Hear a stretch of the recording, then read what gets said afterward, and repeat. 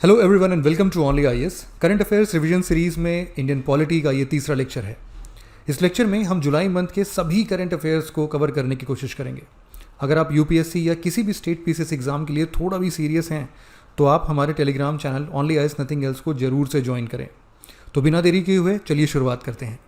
इस सेशन का first important article वो हाउस कमेटी के बारे में है। पार्लियामेंट्री स्टैंडिंग कमेटी ने अभी हाल ही में एक सजेशन दिया। सजेशन ये था कि जो हाउस कमेटी है उसके टेन्योर को हमें बढ़ा देना चाहिए। देखिए, पार्लियामेंट में दो तरीके की कमेटी होती हैं, एक एडहॉक कमेटी होती है, एक स्टैंडिंग कमेटी होती हैं। तो जो एडहॉक कमेटी होती हैं वो टेम्परेरी नेचर की होती हैं, उनका अपना एक काम होता है, वो अपने काम को करने के बाद डिसॉल्व हो जाती हैं। जबकि जो स्टैंडिंग कमेटीज़ होती हैं वो परमानेंट कमेटी होती हैं, इनका टेन्योर इन जनरल 1 साल का होता है। उसी में से एक हाउस कमेटी भी है, इसका भी जो कार्यकाल होता है वो 1 साल का होता है। अभी बातचीत ये चल रही है कि आप इसको बढ़ा के 2 साल कर दो, कम से कम 2 साल तो जो भी मेंबर्स हैं वो अच्छे से अपना काम कर सके। अब हाउस कमेटी होती क्या है? हाउस कमेटी, कई सारी पार्लियामेंट्री स्टैंडिंग कमेटीज़ हैं जिनका टेन्योर 1 साल का होता है, उसमें से ही एक हाउस कमेटी भी है। हाउस कमेटी की जो भी बात वो बताते हैं वो एडवाइजरी नेचर का होता है, उसे हाउस को मानना है नहीं मानना है वो डिसाइड करेंगे। ये बेसिकली क्या करते हैं, जैसे मान लीजिए जो हमारे मेंबर्स हैं लोकसभा के, हम अगर लोकसभा की हाउस कमेटी की बात करें तो उन्हें रेसिडेंस दिया जाता है, अकोमोडेशन दिया जाता है, कई और बेसिक सर्विसेज दी जाती हैं। वो सर्विसेज उन्हें कितनी और कैसे दी जानी है, वो अच्छी तरीके से डिलीवर हो रही हैं कि नहीं, इन सभी चीज़ों को इंश्योर करने की जिम्मेदारी हाउस कमेटी के पास होती है। ये देखते हैं कि जो फैसिलिटीज़ दी जा रही हैं मेंबर ऑफ पार्लियामेंट्स को, जैसे कि अकोमोडेशन, फूड, मेडिकल एड और बाकी अन्य एमिनिटीज़, वो दिल्ली में बेहतर तरीके से उनको मिले। फर्दर ऐसी कौन सी और एमिनिटी है जो उन्हें मिलनी चाहिए, समय समय पे वो उनके लिए ज़रूरी है, इन सभी चीज़ों को इंश्योर करने की जिम्मेदारी हाउस कमेटी की होती है। इसमें अगर हम लोकसभा की हाउस कमेटी की बात करें तो 12 से ज़्यादा मेंबर नहीं हो सकते और इन्हें स्पीकर ही अपॉइंट करते हैं। कमेटी 1 साल के लिए अपने ऑफिस में बनी रहती है, 1 साल तक मेंबर्स अपना काम करते हैं और स्पीकर किसी एक मेंबर को रीनॉमिनेट भी कर सकते हैं कमेटी के लिए। कमेटी में एक या उससे ज़्यादा सब कमेटीज़ भी होती हैं जो कंसेंसस पे अपना डिसीजंस लेते हैं। अगर पूरी कमेटी उनकी जो बातें हैं उस पर सहमत है तो फिर वो सब कमेटीज़ की बातों को भी निर्णय में शामिल कर लिया जाता है। राज्यसभा में भी हाउस कमेटी होती है, वो राज्यसभा में जो अकोमोडेशन एंड ऑल के काम है उसको देखते हैं। 22 मई 1952 को पहली बार हाउस कमेटी बनाया गया राज्यसभा के लिए। ये रूल्स गवर्निंग इन दी कमेटी जो 1986 में फ्रेम किए गए उनके बेसिस पर अपना काम करते हैं। तो 1952 में बनाया गया, बाद में जो रूल्स एंड रेगुलेशंस 1986 के हैं उनके तहत भी इनके रेगुलेशंस रन करते हैं। तो ये तो पूरा मामला हाउस कमेटीज़ के बारे में हो गया। आई होप आपको समझ में आ गया होगा। हमारा जो नेक्स्ट आर्टिकल है वो राज्यसभा में नॉमिनेट किए गए मेंबर्स के बारे में है। 4 लोगों को भी हाल ही में राज्यसभा में नॉमिनेट किया गया है। ओलंपिक स्प्रिंटर पीटी ऊषा जी काफ़ी पॉपुलर हैं, म्यूजिक कंपोजर इलैया राजा जी और 2 अन्य लोगों को भी यहाँ पर नॉमिनेट किया गया है राज्यसभा के लिए एमिनेंट पर्सन की कैटेगरी में, जिन्हें प्रेसिडेंट नॉमिनेट करने के लिए ऑथोराइज्ड होते हैं। देखिए, राज्यसभा में 12 मेंबर्स को नॉमिनेट किया जाता है 6 सालों के टर्म के लिए। राज्यसभा का कोई कार्यकाल नहीं होता, राज्यसभा एक परमानेंट बॉडी है। राज्यसभा के सदस्यों का कार्यकाल जो होता है वो 6 साल का होता है। तो यहाँ पे ये जो 12 लोग नॉमिनेट होते हैं ये 6 साल के लिए नॉमिनेट होते हैं। ये ऐसे लोग होते हैं जिन्होंने आर्ट्स, लिटरेचर, साइंसेस या सोशल सर्विसेज में बहुत अच्छा कंट्रीब्यूशन दिया हो। और ये जो अपॉइंटमेंट इनका होता है, जो नॉमिनेशन होता है, विल से नॉट अपॉइंटमेंट, जो नॉमिनेशन होता है वो 4th शेड्यूल में जो बातें कही गई हैं, फर्दर आर्टिकल 4 क्लॉज 1 में मेंशन किया गया है कि जो मेंबर्स नॉमिनेट किए जाएंगे प्रेसिडेंट करेंगे। आर्टिकल 80 क्लॉज 2 में जो प्रावधान है उन्हीं के आधार पर ये अपॉइंटमेंट्स किए जाते हैं। इन जनरल आपको राज्यसभा में 245 मेंबर्स मिलते हैं, जिनमें से 233 आते हैं राज्यों से और यूटी से और 12 को नॉमिनेट किया जाता है प्रेसिडेंट के द्वारा। राज्यसभा का डिसोल्यूशन नहीं हो सकता, इन दैट परस्पेक्टिव ये एक परमानेंट हाउस है। लेकिन 1/3 मेंबर इसके हर साल रिटायर होते हैं। तो अगर 12 मेंबर हैं तो हर 2 साल पे 4 रिटायर होंगे कि नहीं, तो इन 4 लोगों का भी नॉमिनेशन कर दिया गया। पावर्स एंड प्रिविलेजेस की बात करते हैं तो जो नॉमिनेटेड मेंबर्स होते हैं उनकी पावर्स एंड प्रिविलेजेस बिल्कुल वैसे ही होती हैं जैसे इलेक्टेड मेंबर्स की होती हैं। वो हाउस की प्रोसीडिंग में बिल्कुल वैसे ही हिस्सा लेते हैं। नॉमिनेटेड मेंबर्स के साथ बस एक यहाँ पर आप देखेंगे डिफरेंस आएगा कि वो प्रेसिडेंट ऑफ इंडिया के इलेक्शन में पार्टिसिपेट नहीं कर सकते, वोटिंग नहीं कर सकते। It's very normal. अगर आपको कॉन्सेप्चुअल अंडरस्टैंडिंग है पॉलिटी की तो आप समझ जाएंगे कि हमारा जो देश है वो एक रिपब्लिकन सिस्टम में काम करता है। रिपब्लिकन सिस्टम में काम करने का मतलब होता है कि जो हेड ऑफ द स्टेट होगा वो इलेक्टेड होगा। इलेक्टेड होगा किसके द्वारा? या तो डायरेक्टली या तो इनडायरेक्टली। तो अगर हेड ऑफ द स्टेट यानी कि प्रेसिडेंट इलेक्टेड है, इसका मतलब ये है कि उन्हें उन्हीं लोगों के द्वारा चुना जा सकता है जो इलेक्टेड हो। नॉमिनेटेड लोग अगर चुन लेंगे तो जो रिपब्लिकन होने का प्रिंसिपल है वो ब्रीच होगा। And that is the reason कि जो नॉमिनेटेड मेंबर्स हैं वो पार्टिसिपेट नहीं करते प्रेसिडेंट के इलेक्शन में। अब एक तो बात होती है कि सीधा रट लो कि नॉमिनेटेड मेंबर्स पार्टिसिपेट नहीं करते हैं, फिर कंफ्यूजन होती है। ठीक है कि नॉमिनेटेड मेंबर पार्टिसिपेट करते हैं प्रेसिडेंट के इलेक्शन में कि नहीं करते हैं, और एक होता है कि कॉन्सेप्ट समझ लो आप कि क्यों नहीं करते हैं। When you got the reason तो फिर भूलने का सवाल पैदा नहीं होता। भारत एक रिपब्लिकन सिस्टम है, रिपब्लिकन सिस्टम में हेड ऑफ द स्टेट को चुना जाता है।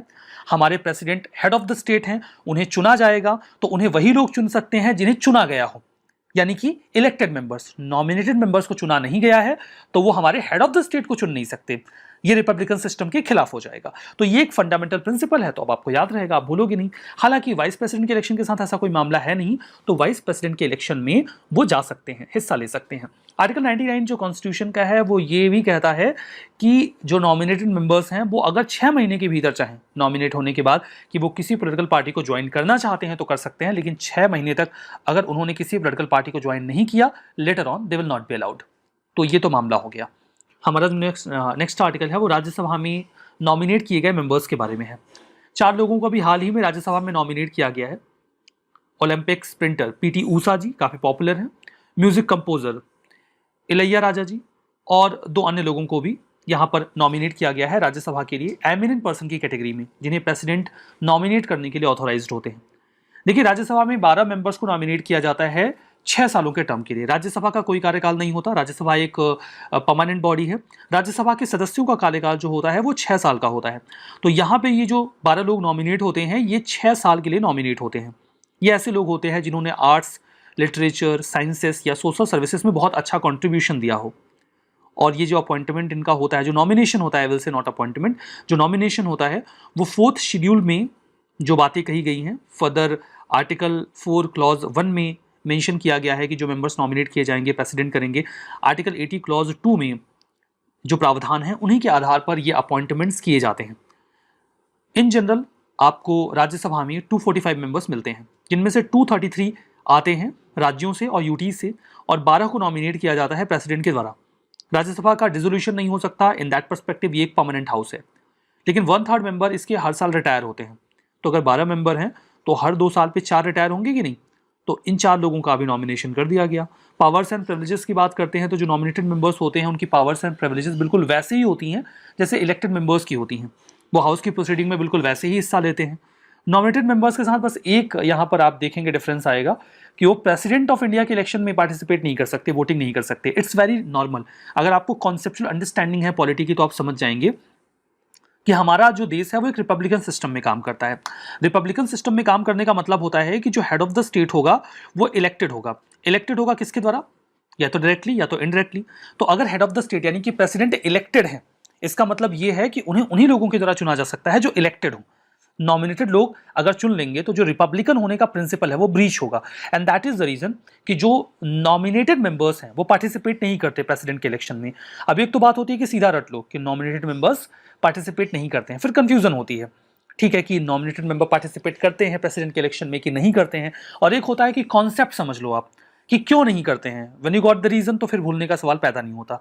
भारत एक रिपब्लिकन सिस्टम है, रिपब्लिकन सिस्टम में हेड ऑफ द स्टेट को चुना जाता है।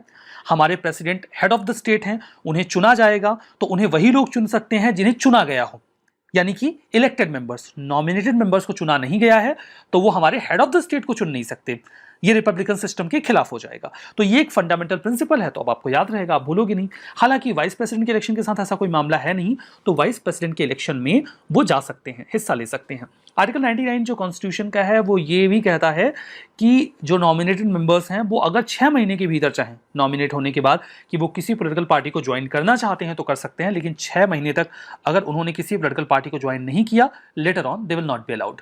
तो ये तो मामला हो गया। हमारा नेक्स्ट आर्टिकल बेल लॉ के बारे में है। सुप्रीम कोर्ट ने अभी हाल ही में ये बोला कि बहुत आवश्यकता है कि हम बेल लॉ को लेकर रिफॉर्म्स लेकर आए।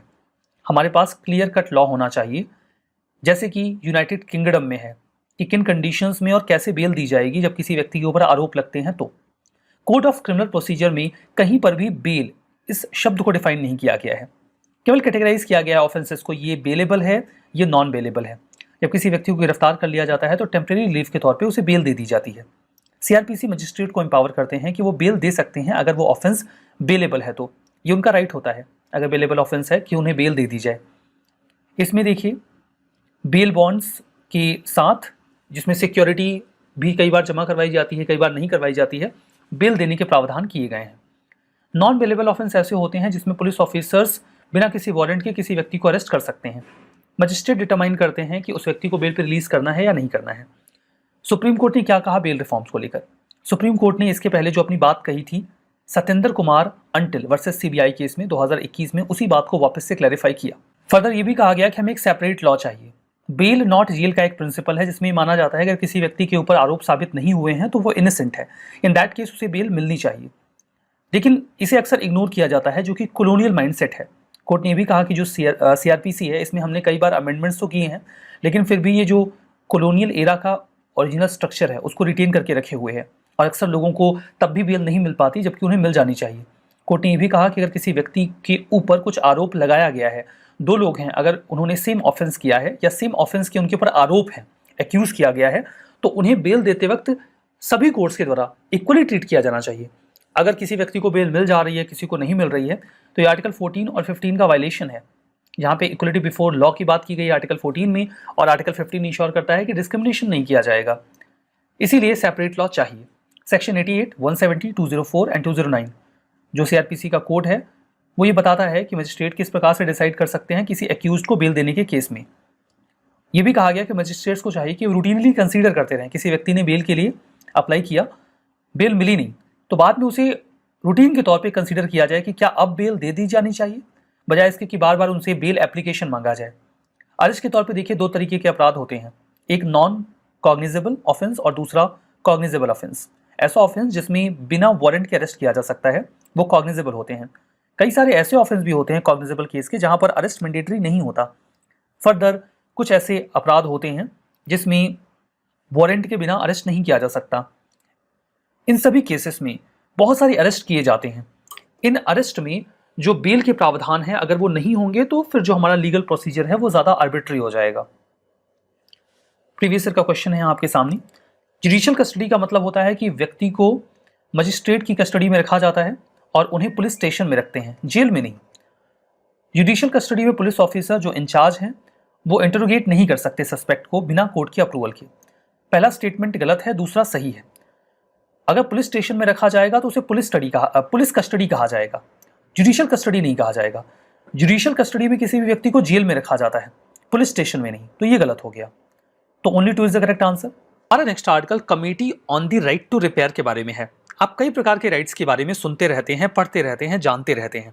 राइट टू रिपेयर में भी आपने इसके बारे में पहले ना सुना हो। अभी हाल ही में सरकार ने एक कमेटी का सेटअप किया है जो एक कॉम्प्रिहेंसिव फ्रेमवर्क तैयार करेगी राइट टू रिपेयर के ऊपर। आप कई सारे इलेक्ट्रॉनिक इक्विपमेंट खरीद के अपने घर पे लेकर आते हैं। कई बार तो ऐसे एक्सीडेंट्स हो जाते हैं कि आप उन इक्विपमेंट को लेकर जैसे ही आते हैं वो 2-4 दिन के बाद ही खराब हो जाते हैं, और फिर अगर वो गारंटी या वारंटी में नहीं है और आप वापस से उसे बनवाने के लिए, रिपेयर करवाने के लिए लेकर जाते हैं तो उसमें इतना खर्चा आ जाता है कि आप बड़ी परेशानी में पड़ जाते हैं। 6 महीने बाद, 1 साल बाद आपका कोई इलेक्ट्रॉनिक इक्विपमेंट खराब हो गया और आप उसे रिपेयर करवाना चाहें तो वो इतना खर्चीला हो जाता है कि आपको लगता है कि दूसरा खरीद लेते हैं। अब जब आप रिपेयर करवाने जाते हैं तो इसमें आपको कई सारे चैलेंजेस फेस करने पड़ते हैं। पहला तो ये कि जो रिपेयरिंग की कॉस्ट होती है ये बहुत महंगी हो जाती है। दूसरा कि रिपेयरिंग के लिए जो भी आपको इक्विपमेंट रिक्वायर्ड हैं या जो भी रिप्लेसमेंट के लिए आइटम्स रिक्वायर्ड हैं वो मिल ही नहीं रहे हैं। तीसरा कि जो सिमिलर आइटम्स आपको किसी और कंपनी के मिल भी रहे हैं वो उस डिवाइस के साथ कंपैटिबल नहीं है। मतलब वही चीज़ कोई और कंपनी भी बनाती है लेकिन अगर आप उसे अपने डिवाइस में लगा रहे हैं तो वो लग नहीं पा रहा है, तो जो रिपेयरिंग करने वाला व्यक्ति है वो बोल देता है कि नहीं आपका रिपेयर नहीं हो पाएगा। ये कई सारी प्रॉब्लम्स आती हैं। तो क्या आपके पास ये अधिकार नहीं होना चाहिए कि जो आप खरीद के लेके आए हैं उसका रिपेयर हो? ये आपका अधिकार हो। इनफैक्ट आप उसे खुद ही रिपेयर कर पाएँ। रिपेयरिंग करवाने का इतना खर्चा आपको क्यों देना पड़े? डिपार्टमेंट ऑफ कंज्यूमर अफेयर्स ने अभी हाल ही में कमेटी का गठन किया है निधि खरे जी की अध्यक्षता में। इनके पास काम होगा पूरा फ्रेमवर्क तैयार करने का। इनकी पहली मीटिंग अभी हाल ही में हुई है तो ये न्यूज़ में आए हैं। राइट टू रिपेयर क्या है, थोड़ा बैकग्राउंड के साथ डिटेल से समझते हैं। राइट टू रिपेयर का फंडामेंटल ऑब्जेक्टिव ये है कि आपको ये अधिकार दिया जाए कि आप जो आइटम खरीद के लेकर आए हो आप उसे खुद ही रिपेयर कर लो।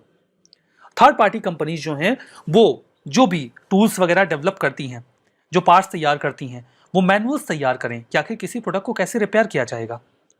आपको ये अधिकार मिले कि आप कोई आइटम खरीद के लेकर आए हो तो आप खुद ही रिपेयर कर लो। अगर आप उसे खुद ही रिपेयर करना चाहते हो, मान लेते हैं कि कोई बहुत टेक्निकल रिपेयरिंग चाहिए, आप उसको नहीं कर पाओगे, उसके लिए आपको किसी की मदद की आवश्यकता पड़ेगी, लेकिन जो सिंपल रिपेयरमेंट है वो तो आप कर सको, इतना अधिकार तो आपको मिलना चाहिए। क्या हो सकता है इसके लिए? इसके लिए सबसे पहले तो ये हो कि जो भी इक्विपमेंट उसके रिपेयरिंग में रिक्वायर्ड है वो आसानी से मार्केट में अवेलेबल हो। दूसरा कि कंपनी अपने आइटम्स को इस प्रकार से तैयार ना करें कि केवल उन्हीं की कंपनी का आइटम उसमें लग पाए, कोई और लग ही ना पाए। उन्हें इस प्रकार से ही बनाने होंगे जो अपनी डिवाइसेस हैं कि अगर किसी और कंपनी का आइटम उसमें फीड किया जाता है तो वो फिट हो जाए। तीसरी बात यह है कि वो एक जनरल मैनुअल आपको बना के दें कि अगर आपकी मशीन में या इक्विपमेंट में या डिवाइस में ये प्रॉब्लम आती है तो आप इस प्रॉब्लम को इस इक्विपमेंट की मदद से ऐसे सही कर सकते हैं।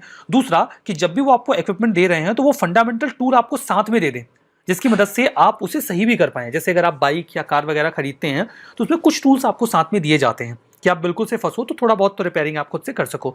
वैसे आप जो भी डिवाइस खरीद रहे हैं उसको अटैच करके थोड़े बहुत फंडामेंटल टूल्स आपको दे दिए जाएं जिससे आप उसको रिपेयर कर सको। तो ये अगर आपको दे दिया जाए तो ये राइट टू रिपेयर को सप्लीमेंट कर देगा। इस प्रकार की डिमांड देखिए 1950 से चलती रही जब कंप्यूटर का एरा स्टार्ट हुआ। इसके पीछे का रैशनल यही था कि अगर आपने किसी चीज को खरीदा है तो आप उसे पूरी तरीके से ओन करो ना, मतलब थोड़ा बहुत रिपेयरिंग रिक्वायर्ड है तो आप खुद ही कर लो, रिपेयर या मॉडिफाई कर सको। तो ये तो पूरा मामला राइट टू रिपेयर का है। यहां पर देखिए रिपेयरिंग दिन ब दिन बहुत ही अनरीजनेबल एक्सपेंसिव होती चली जा रही है। आप कोई 10,000 का फोन लेकर आते हैं, कुछ उसमें गड़बड़ हो गई, रिपेयरिंग की कॉस्ट 7,000 रुपए आ रही है। अब क्या रिपेयर करवाओगे उसको? फर्दर टेक्नोलॉजी बहुत तेजी से अपग्रेड होती है तो पुरानी चीजों को रिपेयर कर पाना, कहते हैं ये तो बहुत पुराना आइटम हो गया, ये तो रिपेयर नहीं हो पाएगा। ठीक है, अगर हम रिपेयर कर पाए तो हम खुद ही रिपेयर कर लेंगे, आप नहीं कर पाओगे, पुराना आइटम है तो। कंपनीज मैनुअल्स देती नहीं है कि कोई व्यक्ति खुद ही से उसको रिपेयर कर सके। ये सारी प्रॉब्लम्स फर्दर अगर आप किसी और कंपनी का लगाते हैं तो वो कंपैटिबल नहीं होता। ये प्रॉब्लम्स रिजॉल्व करनी होंगी। यूके, यूएस और यूरोपियन यूनियन में इस राइट की डिमांड काफी लंबे समय से होती रही है। So that was all about right to repair. हमारा next article flag code of India के बारे में है। 30 दिसंबर 2021 को एक ऑर्डर के माध्यम से फ्लैग कोड ऑफ इंडिया 2002 में कुछ संशोधन किया गया। इस संशोधन के बाद यह अलाउ कर दिया गया कि जो पहले फ्लैग्स केवल खादी फैब्रिक के बनाए जा सकते थे उसमें कुछ बदलाव किए गए। अब उन्हें पॉलिस्टर और कई सारे अन्य मशीन मेड फैब्रिक से भी बनाया जा सकेगा। जो हाथों से बुना जाने वाला तिरंगा होता था या हैंड वुवन खादी होता था वो तो बनाया ही जाएगा, लेकिन कुछ अन्य प्रकार के झंडे भी बनाए जा सकते हैं। अब इस ऑर्डर के आने के बाद अभी इसका कुछ विरोध भी हो रहा है कि खादी का जो एसोसिएशन रहा है हमारे नेशनल मूवमेंट से वो ब्रीच हो जाएगा, वो कहीं ना कहीं डाइल्यूट होगा। इसीलिए इस संशोधन का विरोध किया जा रहा है और ये न्यूज में है। तो फ्लैग कोड ऑफ इंडिया की बात करते हैं। इसे 26 जनवरी 2002 को इफेक्टिव बनाया गया। इसमें वो सभी लॉ, कन्वेंशंस, प्रैक्टिसेस और इंस्ट्रूमेंट शामिल किए गए जो हमारे नेशनल फ्लैग को डिस्प्ले करने से संबंधित हैं। इसमें यह बताया गया कि किस प्रकार से नेशनल फ्लैग को किसी प्राइवेट, पब्लिक या गवर्नमेंट इंस्टीट्यूशन के द्वारा डिस्प्ले किया जा सकता है। इसके पहले एक आम इंसान झंडे को अपने घरों पे नहीं लगा सकता था, लेकिन फ्लैग कोड 2002 इसकी अनुमति दे देता है। इसका क्लॉज 2 है जो कहता है कि कोई रिस्ट्रिक्शन नहीं है। कोई भी जनरल पब्लिक का व्यक्ति, प्राइवेट ऑर्गेनाइजेशन, एजुकेशनल इंस्टीट्यूशंस तिरंगे को लहरा सकते हैं, डिस्प्ले कर सकते हैं, गिवन दैट उन्हें तिरंगे की डिग्निटी और ऑनर का ध्यान रखना होगा। Flag code of India in fact देखिए वर्तमान में तो भारत सरकार का एक इनिशिएटिव है कि हर घर पर तिरंगा हो, और इसी इनिशिएटिव के चलते ये बदलाव किए गए हैं कि तिरंगे को अलग अलग फैब्रिक से बनाया जाए। गवर्नमेंट ऑफ इंडिया ने फ्लैग कोड ऑफ इंडिया 2002 को अमेंड किया और मशीन मेड फ्लैग्स को बनाने की अनुमति दे दी। इसका मतलब ये है कि अब नेशनल फ्लैग बन सकता है हैंड स्पुन जो फैब्रिक है उससे, हैंड वुवन फैब्रिक से, मशीन मेड कॉटन, पॉलिस्टर, वूल, सिल्क और खादी बंटिंग से। विरोध इस आधार पे हो रहा है कि इससे खादी की जो डिमांड है नेशनल फ्लैग में जो होती है वो कम हो जाएगी और हो सकता है कि आने वाले समय में इंडियन मार्केट में आपको चाइनीज मेड इंडियन फ्लैग्स दिखने लग जाएं। तो इस प्रकार की संभावनाएं जताई जा रही हैं। जो अमेंडमेंट था उसमें फंडामेंटल ऑब्जेक्टिव ये था कि हम फ्लैग को अफोर्डेबल बनाएं। जो सेंटर का इनिशिएटिव है हर घर तिरंगा, हम उसे अटेन कर पाएं।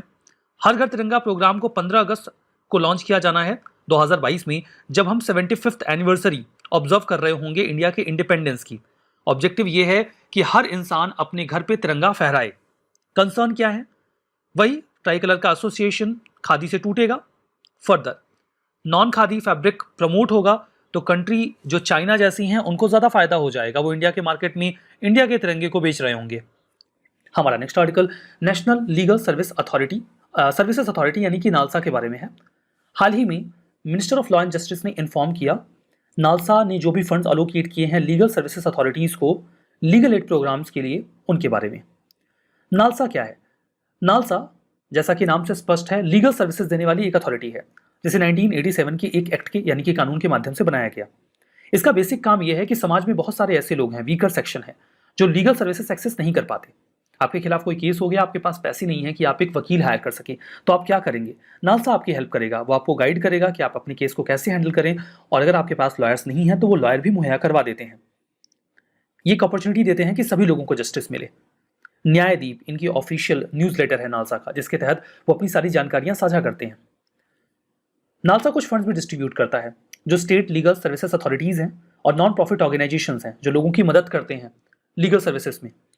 कंपोजिशन की बात करें तो इस कानून का section 3 clause 2 legal service authority act का यह कहता है कि जो चीफ जस्टिस ऑफ इंडिया होंगे वो नालसा के पैटर्न इन चीफ होंगे।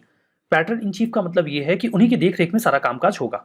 हालांकि जो सीनियर सेकंड सीनियर मोस्ट जज होंगे सुप्रीम कोर्ट के, वो एग्जीक्यूटिव चेयरमैन होंगे, वो सारा कामकाज प्रैक्टिकली देखेंगे।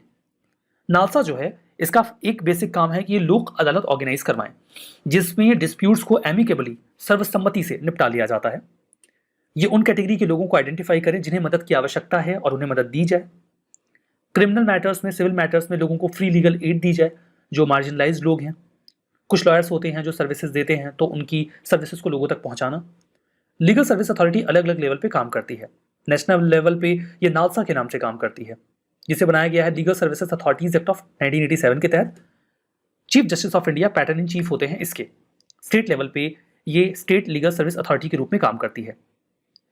जो स्टेट का हाई कोर्ट है उनके chief justice pattern in chief होते हैं, यानी कि उनकी देखरेख में यहाँ काम होता है। डिस्ट्रिक्ट लेवल पे ये काम करती है डिस्ट्रिक्ट लीगल सर्विसेज अथॉरिटी के रूप में, जहाँ पे उस डिस्ट्रिक्ट के जो डिस्ट्रिक्ट जज होते हैं वो एक्स ऑफिशियो चेयरमैन होते हैं। तालुका या सब डिवीजन लेवल पे ये sub divisional legal service committee के रूप में काम करती है और सीनियर सिविल जज इसे हेड करते हैं। 2013 में ये प्रश्न आया था, पूछा गया था कि नालसा के रेफरेंस में स्टेटमेंट को कंसीडर करिए। पहला ये था कि ये फ्री सर्विसेज प्रोवाइड करवाता है उन सभी लोगों को जो वीकर सेक्शन है सोसाइटी का, ताकि सभी को इक्वल अपॉर्चुनिटी मिले। दूसरा ये था कि गाइडलाइंस जारी करता है स्टेट लीगल सर्विस अथॉरिटी के लिए। दोनों ही स्टेटमेंट यहाँ पे करेक्ट थे और सी इसका सही जवाब था। हमारा next article anti maritime piracy bill के बारे में है। इस बिल को अभी हाल ही में प्रपोज किया गया है। जो UN convention on the law international level पे ये कानून काम करता है, उसे इंडिया में इंप्लीमेंट किया जाए, इसी रेफरेंस में ये बिल लाया गया। Anti maritime piracy bill define करता है कि पायरेसी क्या है। पायरेसी कोई भी ऐसा एक्ट है जिसमें वायलेंस किया जाए, किसी को बंदी बना लिया जाए, क्रू या पैसेंजर्स को किसी भी प्राइवेट वेसल के द्वारा या प्राइवेट एयरक्राफ्ट के द्वारा हाई सी में, हाई सी का मतलब है 200 नॉटिकल माइल के बाहर का जो समंदर का एरिया है, उसमें वायलेंस किया जाए किसी अन्य वेसल या एयरक्राफ्ट के खिलाफ, तो इस घटना को पायरेसी कहा जाएगा। जो बिल है वो 200 नॉटिकल माइल के बाहर जो इंडिया की कोस्ट लाइन है, जिसे एक्सक्लूसिव इकोनॉमिक जोन का पूरा एरिया होता है, उसके बाहर हाई सी में एप्लीकेबल होगा। हालांकि 12 नॉटिकल माइल से 200 नॉटिकल माइल के बीच का जो एरिया है, जिसे आप EEZ एक्सक्लूसिव इकोनॉमिक जोन कहते हैं, वहां पे एप्लीकेबल होगा कि नहीं होगा अभी इसमें क्लैरिटी नहीं है। पनिशमेंट का प्रावधान है, आजीवन कारावास हो सकती है या फांसी की सजा भी हो सकती है। अगर किसी ने मदद की है पायरेट्स की तो 14 साल तक की सजा हो सकती है। कोई ऐसा देश है जिसके साथ इंडिया की ट्रीटी है एक्स्ट्राडिशन की, और वो उन पायरेट्स की मांग करता है कि वो उन्हें पनिश करेंगे, तो इंडिया उन पायरेट्स को दूसरे देशों में एक्स्ट्राडिशन के तौर पे दे भी सकता है।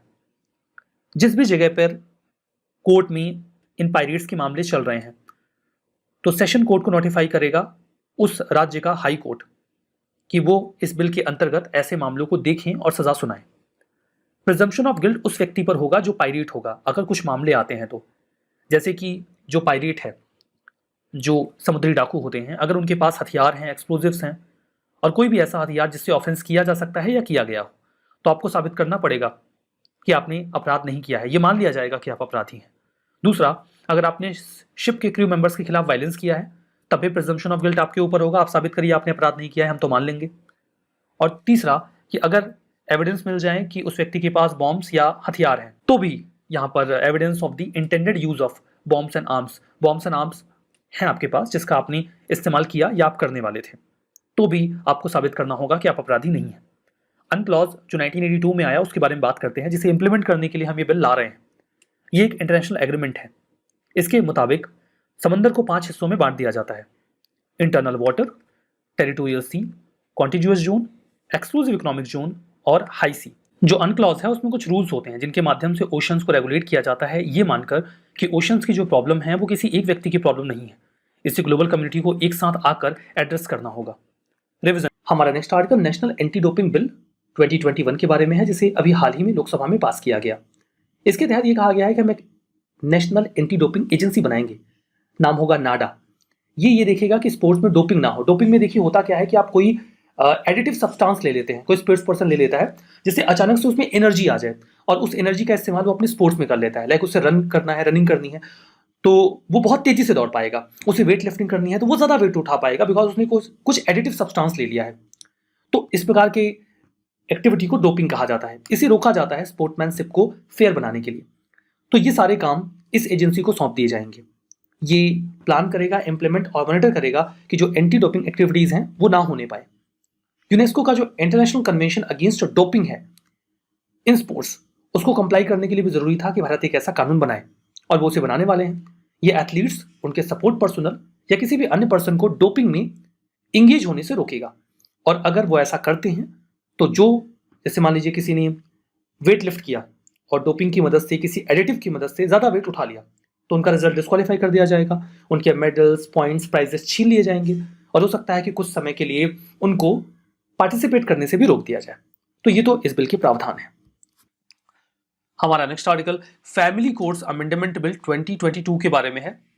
हाल ही में इसे लोकसभा से पास किया गया है। ये संशोधन करेगा फैमिली कोर्ट्स एक्ट 1984 में। फैमिली कोर्ट क्या होते हैं? फैमिली कोर्ट को 1984 में for the first time establish किया गया।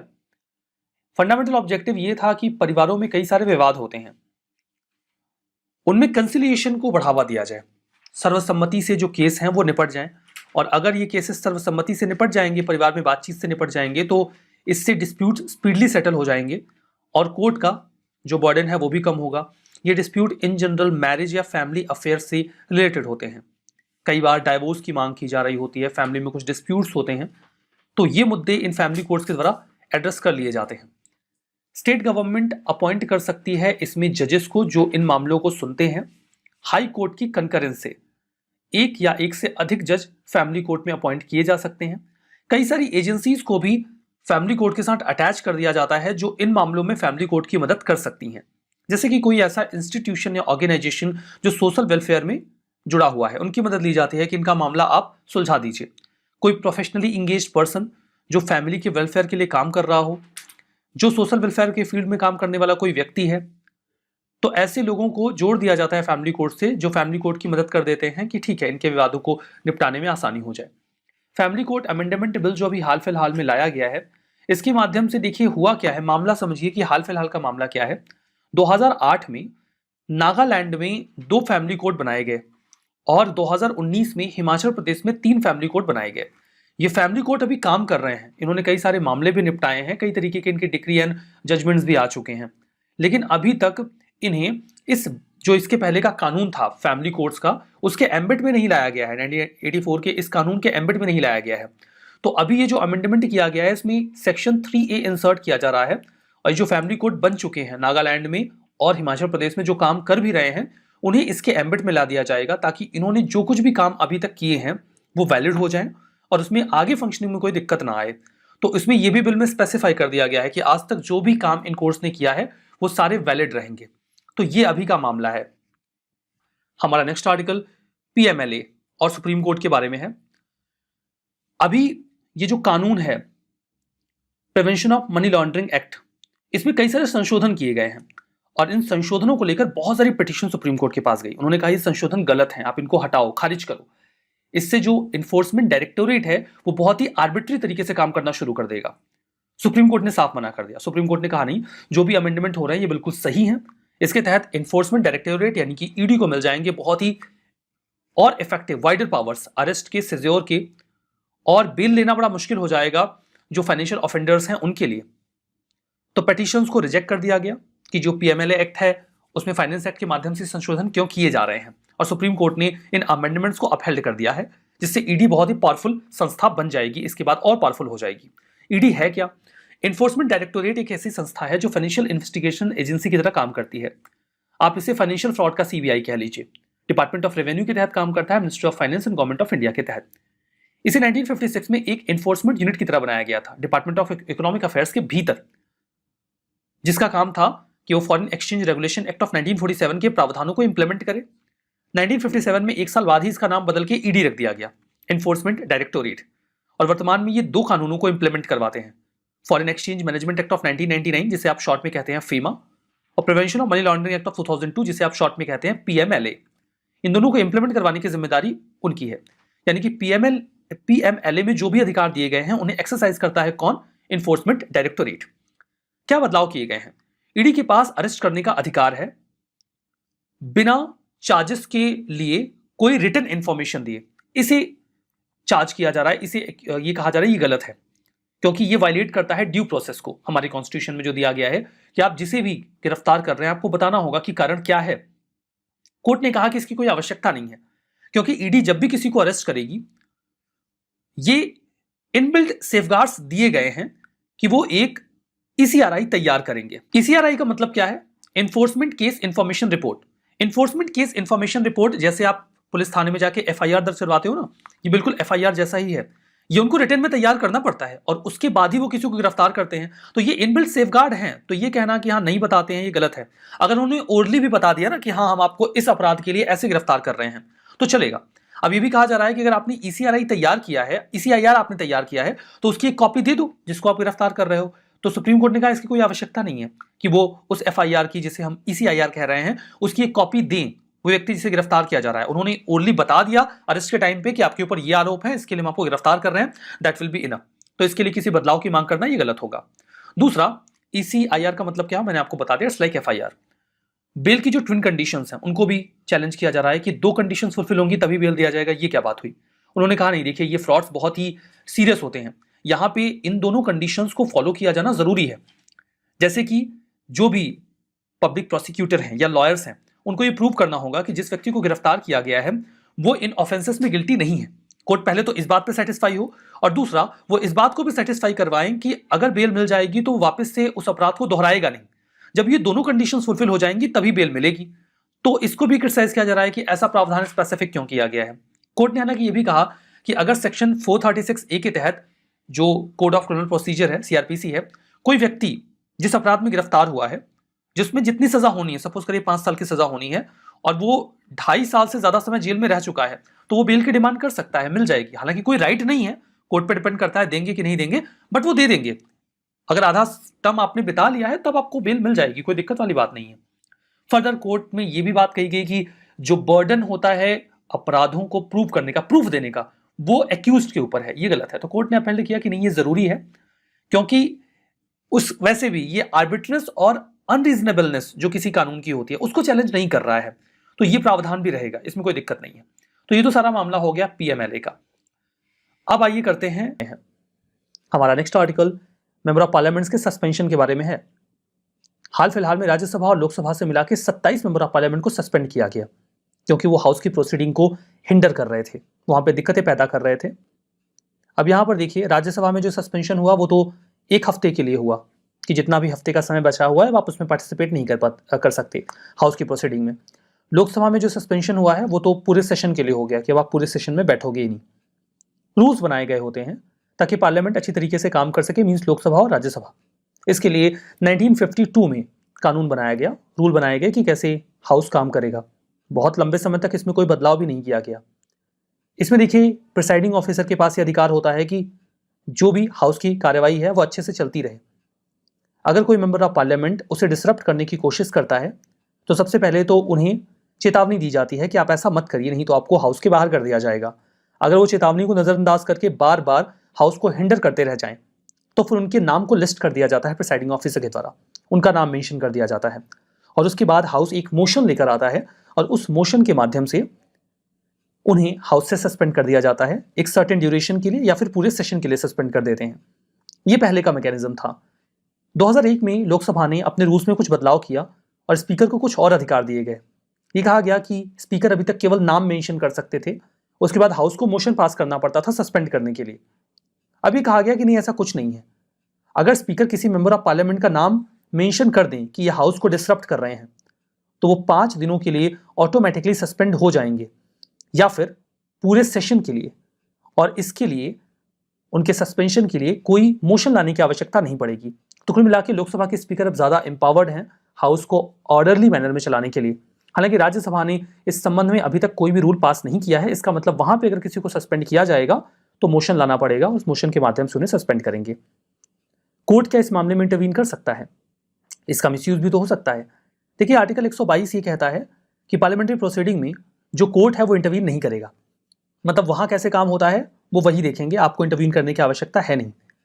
लेकिन सपोज करिए कि कोई कह दे कि आप 2 साल तक हाउस की प्रोसीडिंग में आओगे ही नहीं, तो फिर आप एक पार्टी की मेजोरिटी को गिरा देंगे ना। मतलब उनके मेंबर्स वोट नहीं कर पाएंगे क्योंकि वो सस्पेंडेड हैं, बिल्स पास नहीं होंगे। या अपोजिशन के मेंबर्स को आपने बाहर कर दिया तो आप अपोजिशन को वीक कर दोगे, ऐसा हो सकता है।